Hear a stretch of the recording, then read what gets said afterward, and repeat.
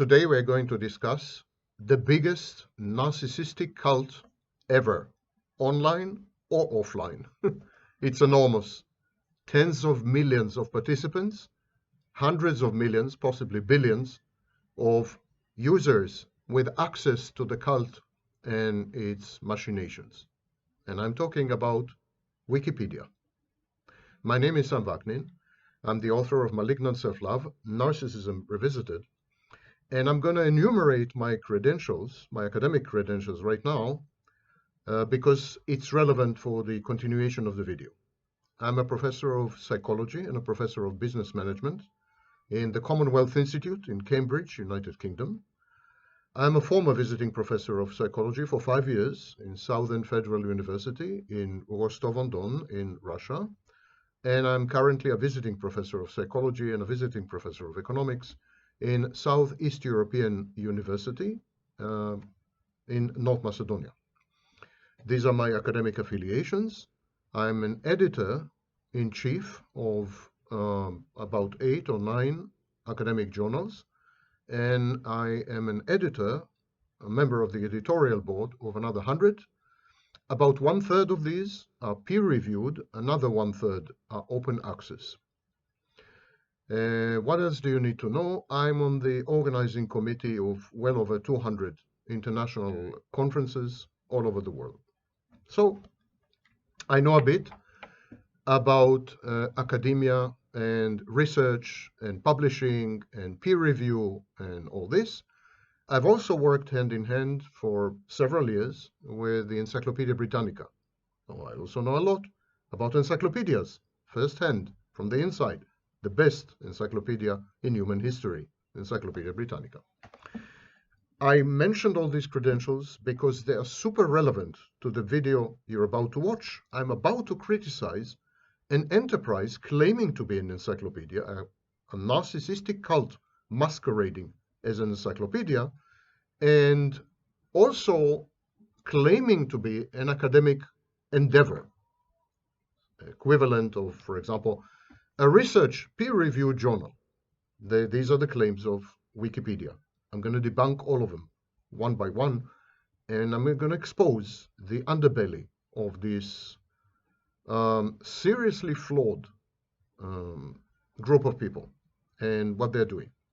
I think they were the ones who first contaminated the space of information online. They were the first ones to purvey and propagate and distribute misinformation, fake news, and false information. And I think they constituted both the fundament and foundation of similar things being perpetrated by artificial intelligence chatbots nowadays, because artificial intelligence chatbots rely on content of Wikipedia. And also Wikipedia legitimized many similar enterprises in alternative media, as it's called, non-mainstream media. So Wikipedia, to cut a long story short, is the mother and father and lineage and ancestor of everything today that we see in the sphere of information. The pollution, misinformation, fake news, it all started with Wikipedia. And how do I know? I know because under the true founder of Wikipedia, Larry Sanger, I was amongst the first contributors. At the time, it wasn't called Wikipedia, because it was called Nupedia. Nupedia was Wikipedia's predecessor, but it was peer-reviewed. We had a very strict process of peer review. And then later on, Jimmy Wales took over, sidelined Larry Sanger, ousted him in effect, and converted Nupedia into Wikipedia, the crowdsourcing platform. I spent many years on and off studying Wikipedia until I completely gave up on it and moved on. Interestingly, recently, artificial intelligence chatbots are warning about Wikipedia. They cast Wikipedia as an unreliable resource. Now, mind you, artificial intelligence chatbots use Wikipedia's content overwhelmingly, but they're warning against it. They issue it with a disclaimer. Try it out for yourself. In the English version of Wikipedia, there are only 500 active editors. These are editors who make more than 100 edits a year. 500, that's all, out of 50 million registered users. It is therefore no longer a crowd-sourced resource, because 500 is not a crowd, but it is a closed, delusional, fantasy-prone cult, or in clinical terms, a shared fantasy, a narcissistic shared fantasy. Let me read to you how one of the preeminent Wikipedians presents herself. I'm saying herself because she claims to be a female and she claims to be from Montreal. There's no way to verify this. Wikipedia is utterly anonymous and does not insist on any ID documents or anything. Anyone can claim to be anything. We'll come to it a bit later. But SLP1, who claims to be a female from Quebec, Montreal, has this to say about herself. I tend to edit articles that take my fancy, and I have and these articles have no connection to my professional and academic background. She's proud of it. Let me read this incredible sentence by an editor of an encyclopedia. Absolutely mind-boggling, breathtakingly arrogant and impertinent sentence. I tend to edit articles that take my fancy and have no connection to my professional and academic background. Proudly said. And this is the culture of Wikipedia. It's a cult with cult leaders and arcane, obscure, deliberately obfuscating language and procedures. Far more cumbersome than any university I've ever served in, any research lab protocols that I'm aware of, any peer-reviewed journal. All these institutions accomplish research. All these institutions add to human knowledge. None of them has 1% of the mountain range of obstacles to entry, barriers to entry, that Wikipedia does. Wikipedia has become an exclusionary and xenophobic in-group, also known as cult. People who are regularly excluded, or at least moderated in every other internet community, mostly rabid narcissists, to call a spade, are welcomed, no questions asked, by this wannabe self-styled encyclopedia. And then they rise to the top within this narcissistic cesspool. Let's go back to history. Go back a few steps. There's nothing new about the collaborative model that is Wikipedia.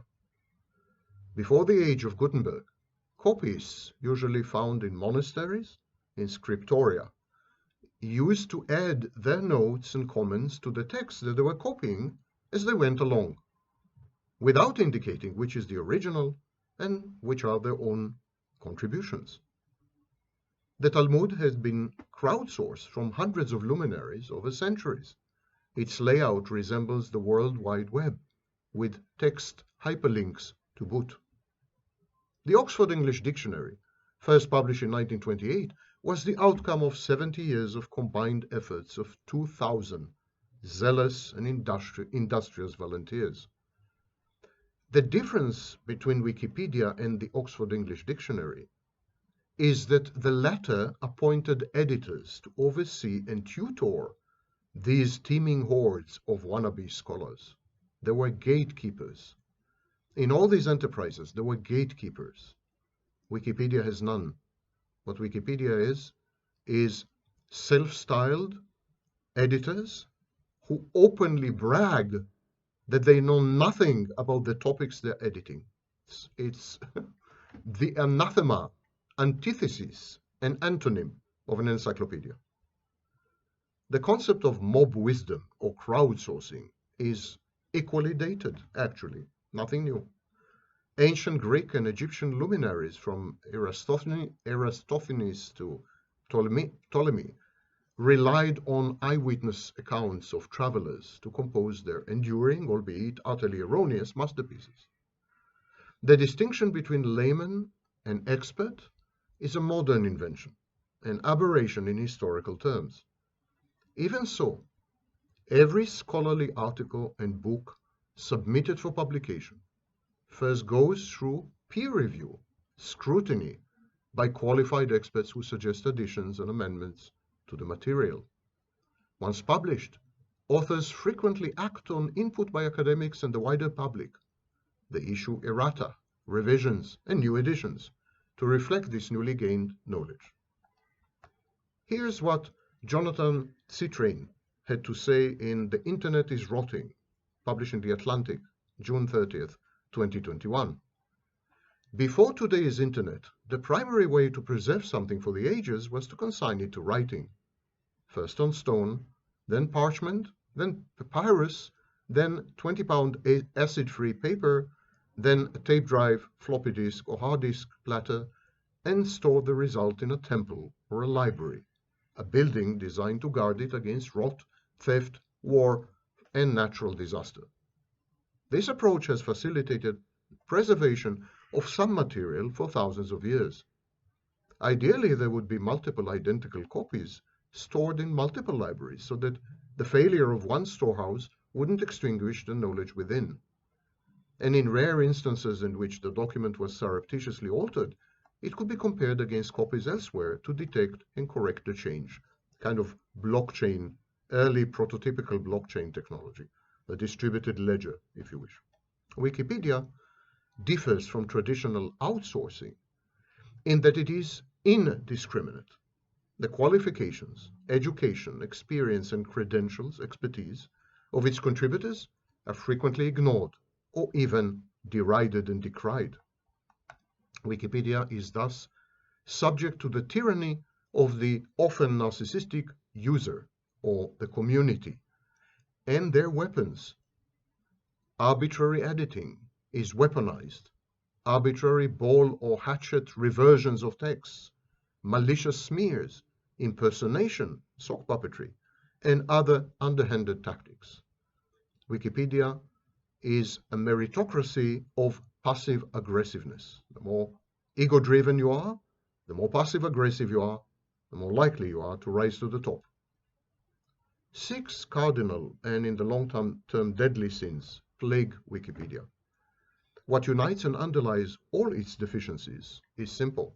Wikipedia dissembles about what lies about what it is and how it operates. It is a self-righteous confabulation, and its success in deceiving the many attests not only to the gullibility of the vast majority of netizens, but to the public relations savvy of its slick operations. So let's start to unravel Wikipedia.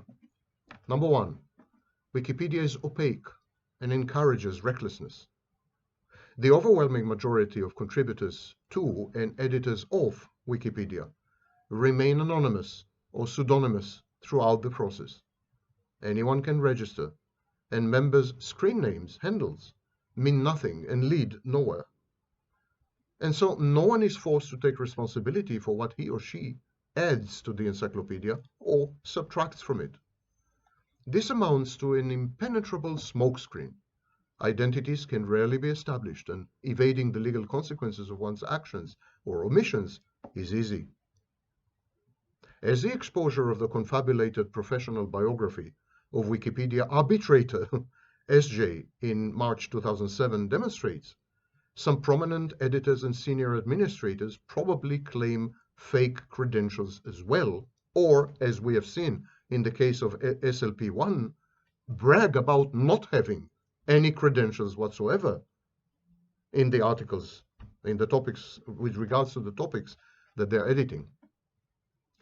A software tool developed and posted online in mid-2007, a wiki scanner, unearthed tens of thousands of self-interested edits by contributors as diverse as the CIA, the Canadian government, and Disney. This followed in the wake of a spate of scandals involving biased and tainted edits by political staffers and pranksters. Everything in Wikipedia can be, and frequently is, edited, rewritten, erased, reverted, re-reverted, undone, and you name it. And this includes the talk pages, and even, to my utter amazement, in some cases, the history pages. In other words, one cannot gain an impartial view of the editorial process by sifting through the talk and history pages of articles, most of which are typically monopolized by fiercely territorial editors who shoo off anyone who dares to try to contribute to their articles. History, not unlike in certain authoritarian regimes, is being constantly rejigged on Wikipedia. Problem number 2. Wikipedia is totalitarian, not democratic or even anarchic. Wikipedia is not an experiment in online democracy, but a form of pernicious populist authoritarianism. Wikipedia has been the harbinger of many things we are seeing today all over the world. Populism, authoritarianism, strong-arm tactics, censorship, fake news, misinformation. All these were the foundations of Wikipedia. These are not bugs, these are features, structural features, procedural features. Wikipedia espouses two misconceptions. Number one, that chaos can and does lead to the generation of artifacts with lasting value. Number two, that knowledge is an emergent mass phenomenon. But Wikipedia is not conducive to the unfettered exchange of information and opinion that is a prerequisite to both A and B, to both 1 and 2. Wikipedia is a war zone. It's a battlefield where many fear to tread. Wikipedia is a negative filter. And this leads to the next point. Might is right editorial principle. Lacking quality control by design, Wikipedia rewards quantity. The more one posts and interacts with others, the higher one's status within the community, within the cult, both informal status and formal status. In the Wikipedia planet, authority is a function of the number of edits, no matter how frivolous. In other words, if you add 80,000 commas to articles, you rise to the top. Wikipedia even has an elaborate structure of medals and rewards and ribbons, and which is very reminiscent of Soviet Russia. The more aggressive or even violent a user is, the more prone to flame, bully, and harass, the more inclined to form coalitions with like-minded trolls, the less of a life this user has outside Wikipedia, the more they're likely to end up being administrators and top editors. The result is erratic editing and highly unstable entries. Many entries are completely rewritten, not to say vandalized, by a handful of power-hungry narcissistic editors and administrators on a permanent ego trip.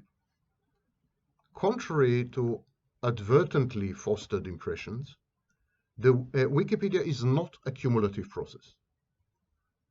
The text of Wikipedia goes through dizzyingly rapid and oft-repeated cycles of destruction, and the initial contributions are at times far deeper and more comprehensive than later so-called edited editions of the same. Entries are written, totally demolished, rewritten, totally reverted, destroyed, written again, time and again, and there's never consensus, there's never stability, it leads nowhere. You can see the traces of these edit wars in the talk pages and the history pages, the ones that are not censored, at least. Wikipedia is misrepresented as an open source endeavor. Nothing can be further from the truth. Open source efforts, such as Linux, involve a group of last instance decision makers. These last instance decision makers, the court of last resort, the Supreme Court, if you wish, they coordinate, these people coordinate, vet, they cull the flow of suggestions, improvements, criticism, and offers from the public. They are gatekeepers. Open source communities are hierarchical, not stochastic, and never autocratic like Wikipedia. Moreover, it is far easier to evaluate the quality of a given snippet of software code than it is to judge the truth content of an edit to an article, especially if it deals with soft and fuzzy topics, which involve the weighing of opinions and the well-informed exercise of value judgments. Number 3, Wikipedia is against real knowledge. Wikipedia STEM articles, science, technology, mathematics, STEM articles are relatively trustworthy. Studies have shown that they are equal in quality to the Britannica's articles.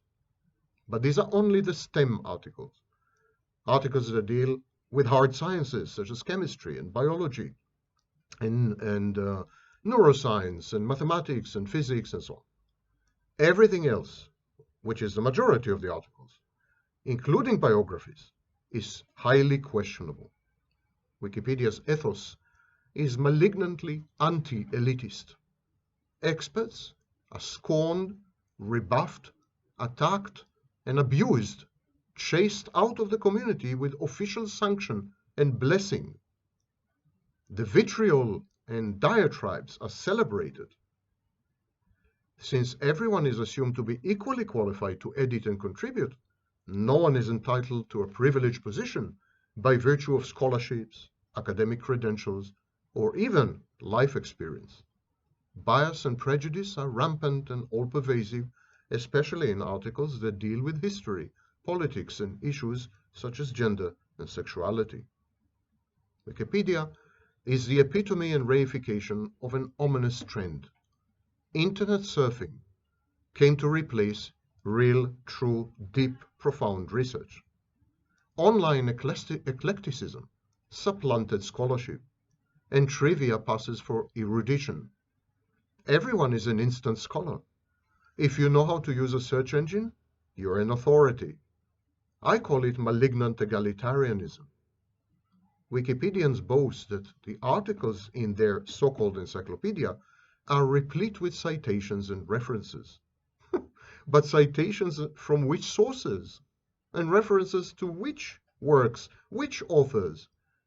Absent the relevant academic credentials and education, how can an editor tell the difference between information and disinformation, quacks, and authorities, charlatans and scholars and experts, facts and hearsay, truth and confabulation? You need to know what you're talking about. You need to adjudicate based on deep education. SLP1, who brags about not knowing the first thing about the articles she edits, is exactly the case in point. If she knows nothing about the articles she edits, how does she dare edit them? How does she decide which sources are reliable? How does she know which citations to preserve and which citations to omit? They're coming to pick her up. So, editors without the necessary credentials and background should never be allowed to touch articles in fields in which they have no knowledge. And yet this is the norm in Wikipedia. In Wikipedia, the vast majority of editors, perhaps all editors, edit articles they know nothing about. And they make decisions about which sources are reliable, which citations should be included and which excluded, based on what? Gut instinct, intuition, consensus? That's not the way you build an encyclopedia. That's the way you build a trivia house. That's the way you end up having a Reddit or a Quora. Nothing wrong with Reddit and Quora, but they are not claiming to be encyclopedias. Knowledge is not comprised of lists of facts, lists of so-called facts, factoids and rumors, the bread and butter of Wikipedia. Real facts have to be verified, classified, and arranged within a historical and cultural context, and only then do these facts become knowledge. It's a process of transmutation via structure, and structure that relies on prior knowledge. Wikipedia articles read like laundry lists of information gleaned from secondary sources, and they invariably lack context and deep, true understanding of their subject matter. A big portion is completely wrong, misinformation, disinformation, and bias. Wikipedia is at best a sampling of raw material, and artificial intelligence chatbots are much more accomplished at this kind of hoarding than Wikipedia is. Can teenagers write an encyclopedia? This is a relevant question. The vast majority of Wikipedia contributors and editors are under the age of 25. Many of the administrators, senior editors, are in their teens. This has been established by a survey conducted in 2003 and in various recent interviews by Jimmy Wales, the co-founder of the enterprise and its adulterator-in-chief. The truth is that teenagers cannot do the referencing and research that are the prerequisite for serious scholarship, unless you stretch these words to an absurd limit. Research is not about hoarding facts. It is about identifying and applying context and about possessing a synoptic view of ostensibly unrelated data. Teenagers cannot tell hype from fact and fad from fixture. Teenagers lack the perspectives that life and learning, structured, frontal, hierarchical learning, bring with them. They don't even have life experience. Knowledge is not another democratic institution subject to voting. It is hierarchical for good reason. And the hierarchy is built on merit, and the merit is founded on learning, and the learning is built on structure. The structure relies on prior knowledge. And it takes many years to get there, and a teenager can't do it. Simply can't do it. It is not surprising that Wikipedia emerged in the United States, whose so-called culture consists of truncated attention spans, snippets, sound bites, shortcuts, and cliff notes. Wikipedia is a pernicious countercultural phenomenon. It does not elevate or celebrate knowledge. Wikipedia degrades knowledge by commoditizing it and by removing all relevant filters, all credentialed gatekeepers, and the barriers to entry that have proven so essential hitherto. Ironically, Wikipedia imposes barriers to entry which are procedural in nature and are intended to preserve the power of the cabal or the clique that controls Wikipedia. There are no barriers to entry when it comes to knowledge and credentials. There's no gatekeeping. Let me give you an example. Recently, on a discussion list dedicated to psychology, with a largely academic membership, I pointed out a glaring rookie error in one of Wikipedia's articles. I also provided the source. I provided 20 books, academic books, and peer-reviewed academic journal articles, all of them claiming the exact opposite of the statement in Wikipedia. The responses I received were chilling. I have to add that most of the people on the list are Americans.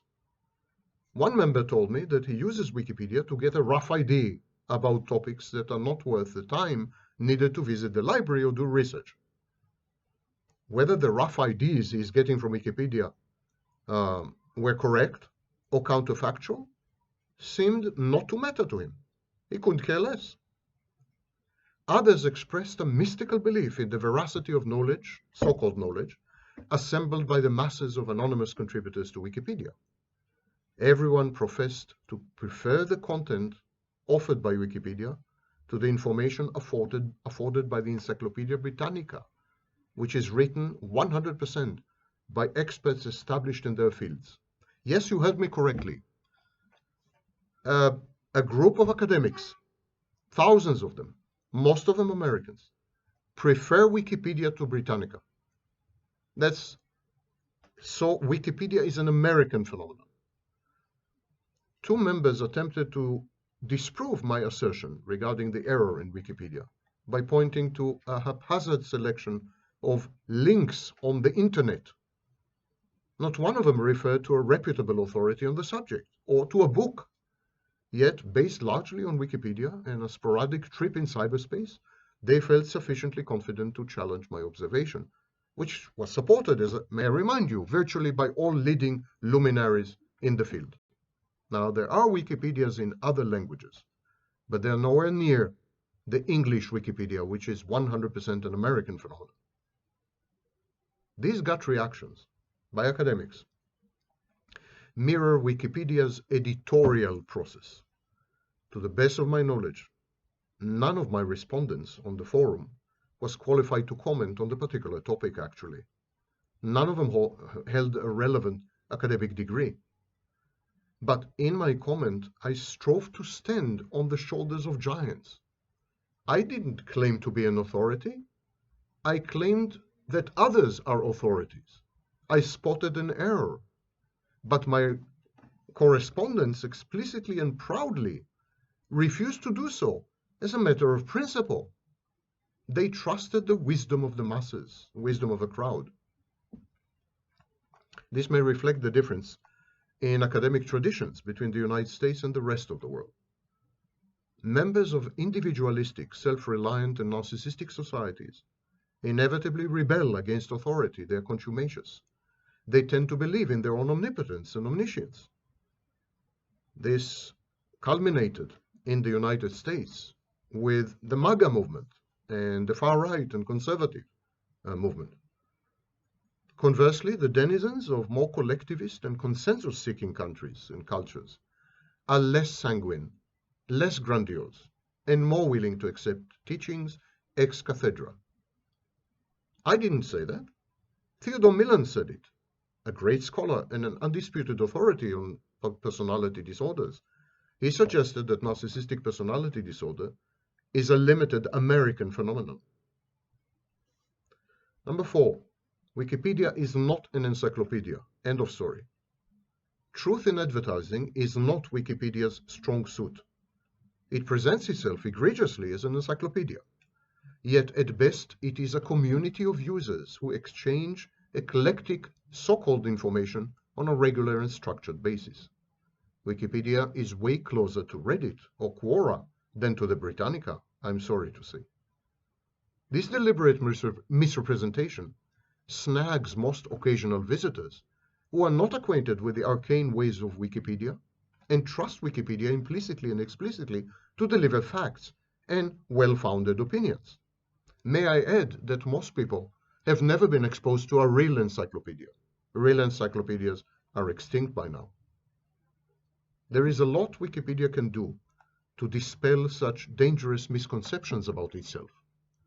For example, it could post disclaimers on all its articles, and not only on a few selected pages. That it chooses to propagate the deception, that it keeps telling people that it is an encyclopedia, renders it the equivalent of an intellectual scam, a colossal act of con artistry. It also pays, of course. Wikipedia and Wikimedia rely on millions in donations, and they are tax exempt in the United States. Quite a business. Wikipedia thus retards genuine learning by serving as the path of least resistance and as a substitute to the real thing. Edited, peer-reviewed works of reference are ignored. High school and university students now make Wikipedia and artificial intelligence not only their first, but their exclusive research destination. It's far easier than bothering to go to the library or trawling through a 700-page book. Moreover, Wikipedia's content is often reproduced on thousands of other websites without any of Wikipedia's disclaimers and without attribution or identification of the source. The other day I visited a website proffering a free encyclopedia. Excited, I clicked on it. It was a mirror of Wikipedia, but without anything to indicate. that it is not a true, authoritative, peer-reviewed encyclopedia. The origin of the articles, Wikipedia, was not indicated clearly. It could have been different. Consider, for instance, the online and free Stanford Encyclopedia of Philosophy, or even the Internet Encyclopedia of Philosophy. Each entry is written by an expert, but is frequently revised based on input from members of the public and other experts. The Stanford Encyclopedia of Philosophy and the Internet Encyclopedia of Philosophy combine the best elements of Wikipedia, feedback-driven evolution of the articles, with none of Wikipedia's deficiencies. But it's not a commercial enterprise, so who cares? Even the Encyclopedia Britannica has implemented a crowdsourcing model, but it is curated by scholars. And there are other online projects, such as Citizendium and Scholarpedia, which are far more reliable than Wikipedia. And yet they didn't take off, because they don't have the public relations insolence of Wikipedia, and they're not willing to deceive the public. Number 6, Wikipedia is rife with libel and violations of copyright. As recent events clearly demonstrate, Wikipedia is a hotbed of slander and libel. It is regularly manipulated by interns, political staffers, public relation consultants, marketing personnel, special interest groups, political parties, business firms, brand managers, and countries, others with an axe to grind. Wikipedia serves as a platform for settling personal and political accounts, defaming, distorting the truth, and rewriting history. Less known is the fact that Wikipedia is potentially and arguably the greatest single repository of copyright infringements. A study conducted in 2006 put the number of completely plagiarized articles at 1% of the total. Books, from the Diagnostic and Statistical Manual through David Irving's controversial work, are regularly ripped off, and sizable chunks are posted in various articles with and without attribution. That applies to articles online as well. They're copy-pasted into Wikipedia without permission. Wikipedia resembles P2P networks, such as the first incarnation of Napster. Wikipedia allows users to illegally share pirated content using the application Wiki and the central website, Wikipedia. In this sense, I can't truly see a big difference between Wikipedia and Library Genesis, or perhaps Sci-Hub. In reality, despite its ostentatious and ostensible mediation and dispute arbitration mechanisms, Wikipedia does not provide any effective mechanism to redress wrongs, address problems, and remedy libel and copyright infringements. Wikipedia favors administrators and top editors and suppresses dissent. Editing the offending articles is useless, as these are often restored by the offenders themselves. Even when wrongs are righted, the libel, for example, persists in the talk pages. Wikipedia has been legally shielded from litigation because hitherto it enjoyed the same status that bulletin board services and other free-for-all communities have. It's like a social medium, the same status like Meta or Twitter. In short, there is no editorial oversight exerted. No legal liability arises. Wikipedia's claim is that the articles are not edited. There's no oversight. That it's a free-for-all. It's a forum, and so there's no legal liability to the host, even in cases of proven libel and breaches of copyright. But this claim is false, is a lie. It's a deception. Of course Wikipedia is edited rigorously, closely, structurally, by a tiny group of 500 utterly identifiable people. They are anonymous online, but law enforcement can easily find their identities. Wikipedia has been treading a thin line here as well. Anyone who ever tried to contribute to this so-called encyclopedia discovered soon enough that it is micromanaged by a cabal of about 500 administrators, not to mention Wikimedia's full-time staff fueled by millions of dollars in public donations. These senior editors regularly interfere in the contents of articles, thousands of them. They do so often without any rhyme or reason and on a whim, hence the chaos. But edit they do. They have editorial power and they exercise it. Therefore, Wikipedia is liable and should not be shielded. The fact and statements by whales that to the effect that Wikipedia is actually regularly edited may provoke victims of Wikipedia into considering class action lawsuits against Wikimedia, Jimmy Wales personally, and their web hosting company, if not Wikipedia. There are already initiatives, including by Larry Sanger, to either revoke the tax exemption of Wikimedia or to force Wikipedia to become way less biased and dictatorial in the so-called editing process.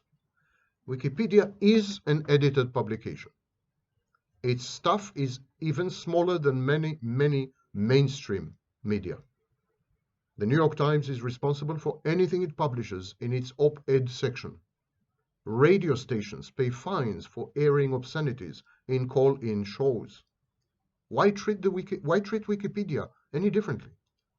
Perhaps if it is hit in its wallet, Wikipedia will develop the minimal norms of responsibility and truthfulness that are routinely expected of less presumptuous and more inconspicuous undertakings on the internet and in real life.